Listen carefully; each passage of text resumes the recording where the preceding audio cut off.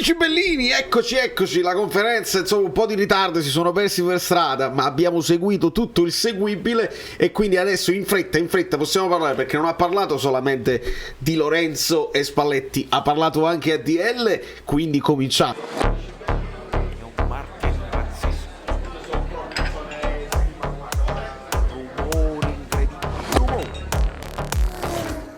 Allora, amici bellini, vi siete resi conto, no? Non so se avete seguito le dirette sui vari canali e sui vari siti, ci sono stati dei momenti di ilarità assoluta. Dottor Retro Game, benvenuto, come sono benvenuti tutti i nuovi iscritti, quelli che voglio ringraziarvi, siete così carini. Quando riesco a seguire una diretta della conferenza su canali che non sono i miei e in chat mi salutate tutti, che bello, lasciate like anche su questo canale. E mentre aspettavamo insomma l'arrivo del mister e seguivamo, abbiamo assistito all'arrivo di De Laurentiis prima di tutti gli altri, e quindi ci sono stati dei momenti, devo dire la verità, molto bello vederlo sereno, vedere che con calma che risponde i giornalisti che lo incalzano, perché sono sempre occasioni uniche, e lui una battuta geniale in questo modus penetrandi che hanno alcuni giornalisti che cercano sempre lo scoop, cercano sempre di incalzarlo perché fa notizia, fa titolo quando parla De Laurentiis, e devo dire la verità, molto bene. Apprezziamo questo atteggiamento disteso, sereno, battute, sorrisi, così si fanno grandi cose, non è un caso che quest'anno si stanno facendo grandi cose. E dice una cosa particolare De Laurentiis, dice: voi non dovete parlare di momento storico, perché siete così sorpresi che il Napoli così, vi siete dimenticati l'Intertoto, vi siete dimenticati, insomma ripropone un po' quella che è stata la storia del Napoli sotto la sua gestione, però poi dice e chiude, dice: il Napoli è sempre stato competitivo e soprattutto il più onesto. Ovviamente i richiami sono facili da fare e fa anche piacere potersi vantare di una gestione onesta, e poi dice anche: il tifoso ha sempre ragione. Quando gli si chiede, il tifoso aveva dei dubbi a inizio stagione e lui dice giustamente, vedi, così è distensivo, il tifoso ha ragione ad avere dei dubbi. Gli si ricorda che anche Spalletti aveva dei dubbi e lui dice: il tifoso deve fare il tifoso, l'allenatore deve fare l'allenatore, siamo noi che dobbiamo sapere certe cose. E quindi molto bene Giuntoli che cerca di ritirarselo. Poi arriva Lombardo, hai chiamato a Lombardo? No, gli ho mandato un messaggio ma non mi risponde. Poi arriva Lombardo, addirittura Lombardo che è sereno e sorride, però deve togliere tutto da mezzo. Poi arriva Di Lorenzo e gli si chiede, che è un Di Lorenzo un po' fluido. Si può dire anche così, perché chiamarlo solo terzino oramai è riduttivo.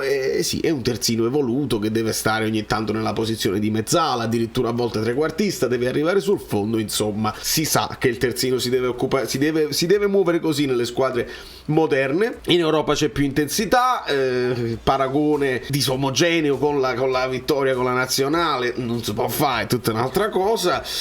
Più forti in Europa non ci penso, se sei uno dei terzini più forti in Europa. Avete studiato le palle native? Sì, ma abbiamo studiato tutta una serie di altre cose. Facciamo bene in campionato, ma questa è diversa, insomma questo è un momento storico, perché il Napoli può fare la storia superando i propri limiti. Il lavoro parte da lontano. Di Lorenzo ritorna sulle parole di Spalletti e dà meriti anche perché se siamo adesso a giocare alla Champions League è merito anche dei suoi ex compagni dell'anno scorso. Molto bene questo discorso. La squadra meno italiana, si dice sempre questa cosa, questa ritornerà anche nelle parole di Spalletti. Poi adesso facciamo un'ipotesi di formazione perché lo dobbiamo sapere, lo dobbiamo indovinare.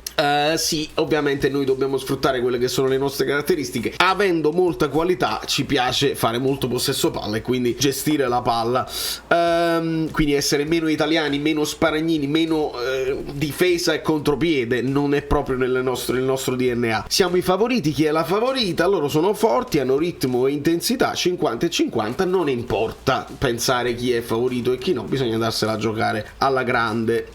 Il cerchio di inizio partita come è nato non si ricorda e ha continuato a farlo, va bene, bravo Di Lorenzo, sempre preciso. Poi si alza proprio all'improvviso, buonasera, se ne aiuta e poi arriva Spalletti che mi pare apra la conferenza con Aug, me lo potete dire voi nei commenti.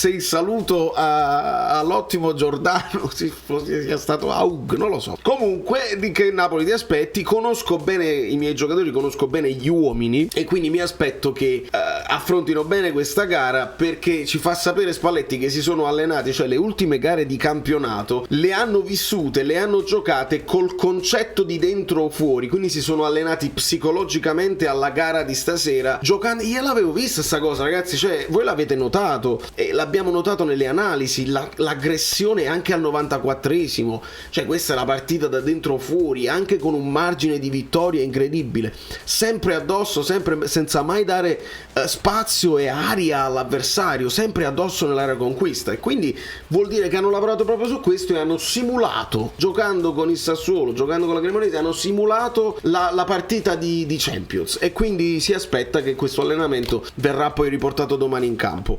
Il Napoli non italiano si ritorna, si fa un po' di tutto, tutti si fa un po' di tutto, anche le squadre avversarie, e poi continuano ad arrivare i complimenti e Spalletti dice: ma io non mi fido di voi. Questo è un discorso che ci ha fatto pure Guido, chi segue bene le live lo sa già, e dice: non mi fido di questi complimenti più o meno finti, e quindi Spalletti continua a citare Guido Gentile, si guarda i live, si lascia i like. Spalletti lo sappiamo che è così oramai, non lo so se li lascia sempre, però se le guarda sempre, e quindi dice di questi complimenti io non mi fido, anche perché continuo a pensare alle domande che facevate a inizio campionato e nessuno credeva a niente di questo, quindi dobbiamo continuare sul nostro percorso. E il rapporto nella sfida questa qui di Champions abbiamo 50 e 50 di possibilità di passare, e quindi lì non vede una favorita, ed è giusto che sia così. Poi si parla di Kvara e di Osimhen, che sono comunque giovani, che però hanno un'occasione anche per brillare e far vedere la loro maturità. E sulla maturità Spalletti dice, per esempio, Osi che capisce che ha avuto un colpo e capisce che si deve fermare e chiede il cambio, quello è un momento di maturità, quello è un momento, per esempio, perché lo sappiamo, Osi dà sempre tutto e molto spesso questo dar tutto poi lo ha portato a degli infortuni o a peggiorare la situazione. In questo caso si è fermato prima, ed ecco che ce lo ritroviamo e lo possiamo mettere titolare, credo senza dubbio, quindi questo è segno di maturità. Poi Kvara, entrambi rappresentano estro, fantasia e qualità, sono giovanissimi, ma domani non è lecito avere paura. Nella scatola della partita cosa vuole vedere, eccetera eccetera. Ovviamente Spalletti dice che ognuno poi ha la propria scatola, non possiamo chiedere a Kvara di fare le cose che fa Di Lorenzo, ma ovviamente ci saranno dei momenti in cui l'Eintracht recupera palle e riparte, e lì serve l'aiuto di tutti, ma i ragazzi sono mentalizzatissimi a fare anche fase difensiva e a mettere nella loro scatola anche qualcosa che non hanno istintivamente. Conosco bene Glasner dai tempi anche di quando allenava lo Zenit, c'è rispetto, c'è studio, c'è anche un copia e incolla, perché poi se una squadra arriva a vincere l'Europa League come l'Eintracht, tu te la vai a guardare, i tuoi collaboratori, quelli di Spalletti, sono andati a guardare, hanno preso le cose positive, c'è il copia e incolla di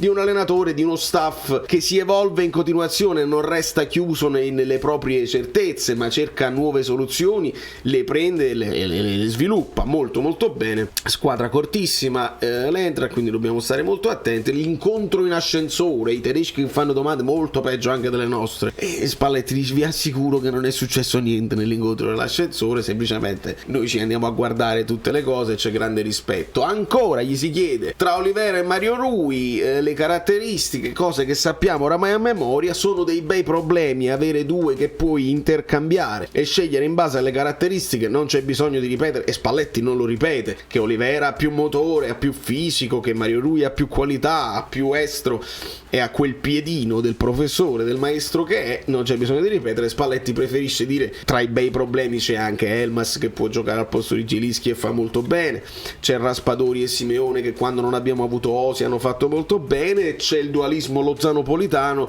che ti serve ad arrivare poi al 100% per avere soluzioni alla grande in tutte le posizioni. Allora, Amrabat tattico, questa è la squadra che ha giocato contro il Sassuolo. Dobbiamo, penso, confermare Meret, dobbiamo confermare Di Lorenzo, confermerei Amir e Kim, e qua abbiamo la solita storia. Io credo che avendo giocato Olivera qui possiamo ipotizzare un Mario Rui che in questo caso prende la titolarità in Champions, che è una mezza novità, perché ultimamente le partite di Champions le aveva fatte di più Oliveira. Mario Rui però significa dare un segnale anche alla squadra che vogliamo giocare all'attacco, quindi non ci preoccupiamo della situazione dello scontro fisico, ma voglio avere la palla il più possibile, e con Mario Rui puoi avere più qualità per poi sviluppare. Ce lo mettiamo ovviamente Oliveira qui come possibilità, perché è sempre una possibilità, la scelta di un po' più di fisicità in Europa. Lobo non si tocca, Frank non si tocca, perché Anghissà adesso lo aspettiamo con le scarpe, e qua al posto di Elmas io rimetterei Zielinski, è uno che ha ancora più esperienza internazionale, Elmas è sicuramente una possibilità, ma avendo riposato un pochino Zielinski lo rimetterei nel suo posto, e qua il Ciuchi lo togliamo dalla zona di Kvara e lo rimettiamo titolare qui.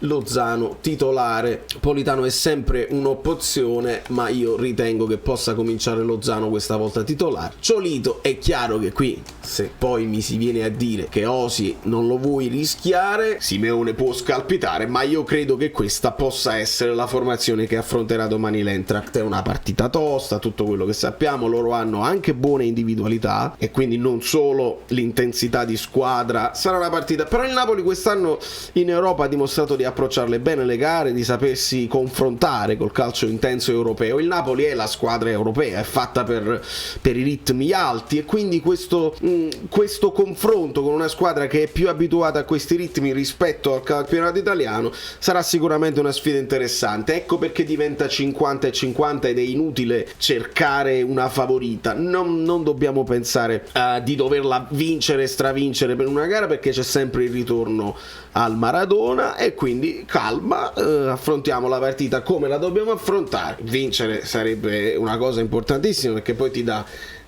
ancora più tranquillità, ti dà quella consapevolezza, ti dà fiducia per continuare, e arrivare ai quarti sarebbe comunque storico, perché il Napoli, ricordiamolo, e ricordiamolo a quelli che anche in TV stanno dicendo il campionato, lo scudetto non basta, non mi emoziona, il Napoli deve vincere la Champions, ma andiamoci calmi, che comunque la Champions è una competizione che noi conosciamo pochissimo, e Spalletti fa bene a ricordarci che se loro sono arrivati in finale di Europa League e l'hanno vinta, hanno in questo momento un po' più di esperienza di noi, perché noi alla finale di Europa League non siamo mai arrivati, alla finale nemmeno alla semifinale e nemmeno ai quarti di Champions ci siamo arrivati. Quindi questo è il percorso, ci stiamo godendo il percorso, la squadra si sta godendo il percorso e sta crescendo, c'è questa crescita, questa continuità del percorso. E poi quest'anno abbiamo anche l'estro, la fantasia di alcuni giovanotti terribili che non si fermano davanti a niente e che per 95 minuti sembrano mentalizzati per vincere tutte le partite, per dimostrare che si può fare qualcosa di straordinario quest'anno, al di là di tutte le più rosee previsioni di inizio anno. Da New York, Valerio Fluido è tutto, iscrivetevi al canale, lasciate i like, che domani ci sarà reaction e poi la live post partita, serata di Champions, ci vestiamo bene e ci divertiamo, dai. Sembra una parrucca, ma non è vero, perché vedi, cambia. Ah, ma no, che meraviglia, io me li fai. Sono Saverio Asoli. Dobbiamo arrivare a 20.000 iscritti, di cortesia, perché questo è l'anno. Avete lasciato i like? Niente più, dai, basta, sei cringe.